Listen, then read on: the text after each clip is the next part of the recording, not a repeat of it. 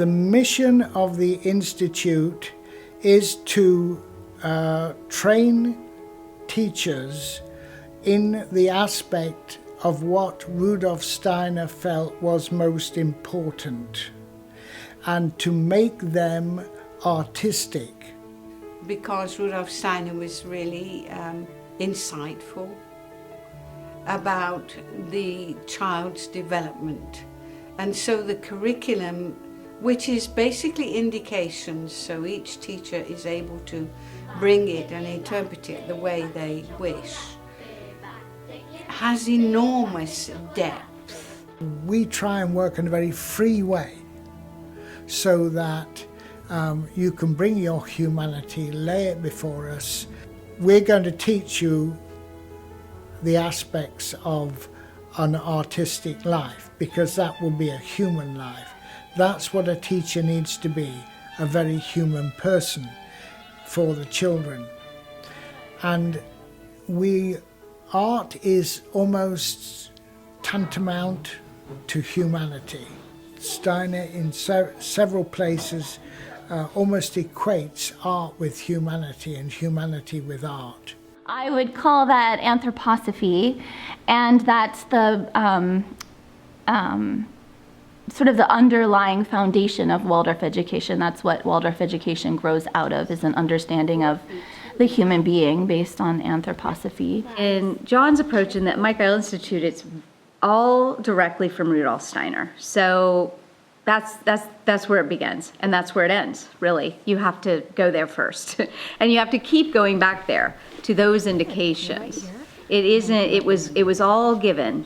There are many things we can bring into it as modern people, of course, but we need to keep it true to its original intentions as much as possible. Otherwise, who knows? It might end up being something other than Waldorf or Micha-elic education.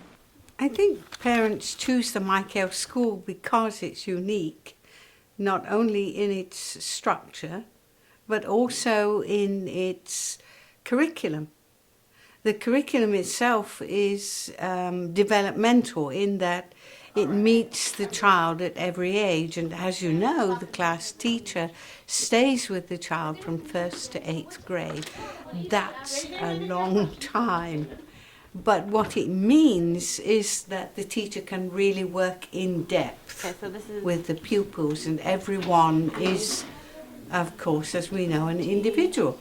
The teacher is able to meet the child's needs, whatever they are, and to bring out of them what they are really good at, and help along, of course, those things that they struggle with. You've got to be able to relate to the children, because you're there to bring them what they need. You're not giving them a completed thought.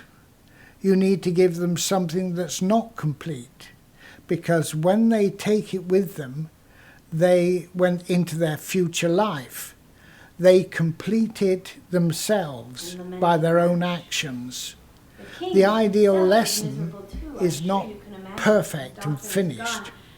The ideal lesson is inspirational, so that they can go and then they can try it at home with their own intuition. It's full of enthusiasm. It's never dead, it's always alive. Every moment is a new one. And every moment you have to meet a different need within a classroom. And it's finding the answers to what your students need to take them forward out into life, to be good citizens, if you like, but much more than that. A love for the world, a love for learning, a love for other human beings. All that comes through, I think, in micha-elic education. It's wonderful because I know my students so well, but also I have to learn something new constantly every day because I'm growing with them, and the curriculum is never static, it's always changing. So that requires me to have a lot of forgiveness for myself and know that I make mistakes, be able to admit to my children that yes, I made a mistake in a way that they can understand. But I think that gives them a good lesson too, that no one's perfect. Because micha-elic education goes deeper. It looks more at the human being in all the aspects, a wholeness in a sense, so that what is brought helps the child to develop, become confident. I think that's what's so astonishing, really, about Waldorf students. Teacher training, Waldorf teacher training is completely different from public school training. There's a lot of self-development that's going on. So what we're learning is that it's not just about what you know, it's about who you are. And if you're working on yourself, then you have more to give to your students. You're more self-aware, and then you're more aware of the other people around you. So you don't want to just go in and say, hey, I know all about the Industrial Revolution and I know all my fairy tales. That's important, but you also need to work on your own inner development. And really, the teacher training program places a high priority on your own inner development. You really study a lot of anthroposophy, so you sort of grow for yourself that foundation that when you come to becoming a teacher and you have a lot of freedom, which is one thing that's different here as well than a public school, you have a lot of freedom to work with the curriculum as it's given. You can base it on the anthroposophy, and I think that's very different from some of the other teacher training programs. I think the Micha-el Institute provides that stimulus and that foundation for enthusiasm for the education by looking firstly at the philosophy, but then studying very carefully the development of the child and how things should be brought at each age. That's very important because there are aspects which help them develop, you know, and strive for themselves. And therefore, if you want to be a Waldorf teacher, you need to go through that training. Of course, you can't teach a teacher everything. And really, when they finish their training, then they're ready to learn by actually teaching. I would say that the program is intense, it is challenging, but it's worth it because teaching is also intense and challenging.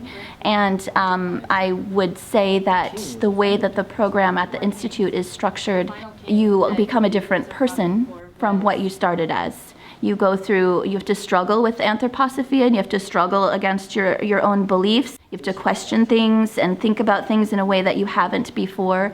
And when you come out the other side and you look to take a class of children, you are much better equipped because the program is so challenging. For me, I already had a lot of Waldorf kind of background growing up in it and also working at Waldorf schools before.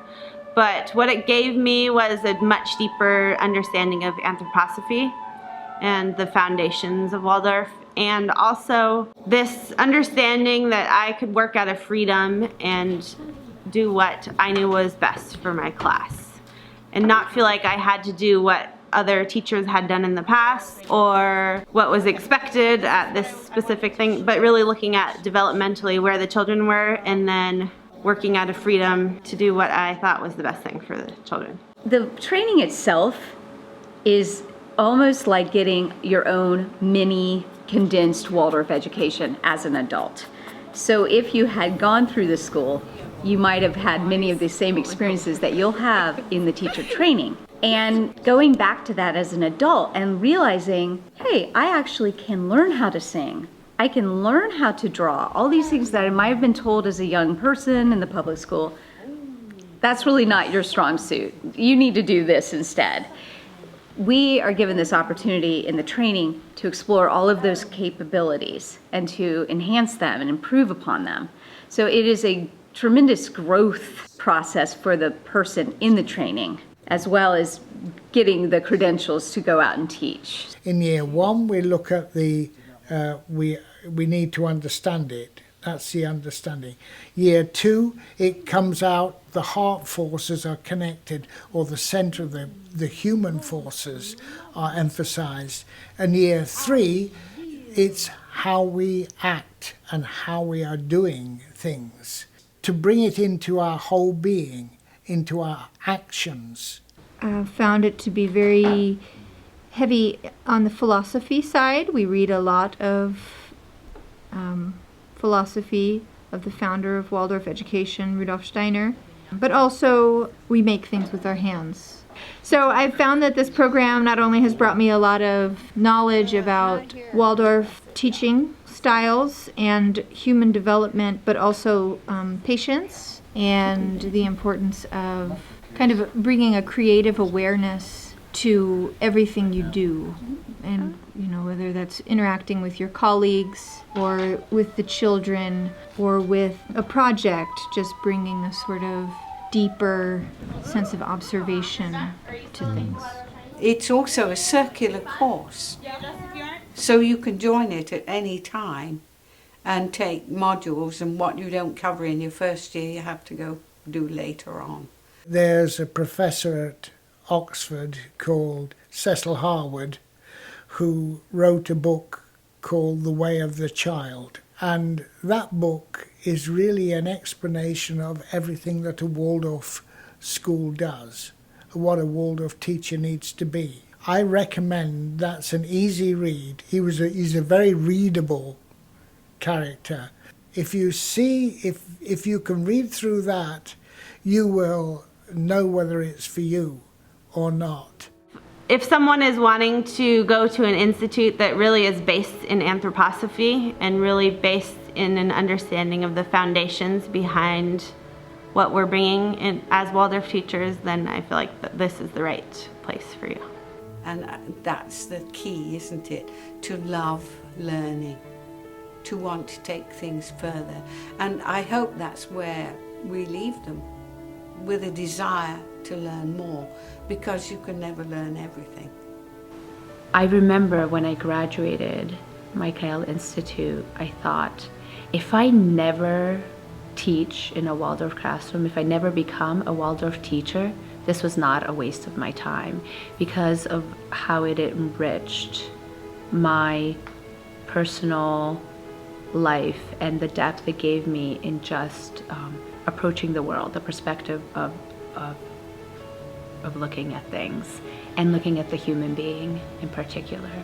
And I think if that's what you come with, the idea that you need to make the world a better place, this is the right place for you, because you will learn the difficulties within your own character, your own aspect, and then will learn to address them.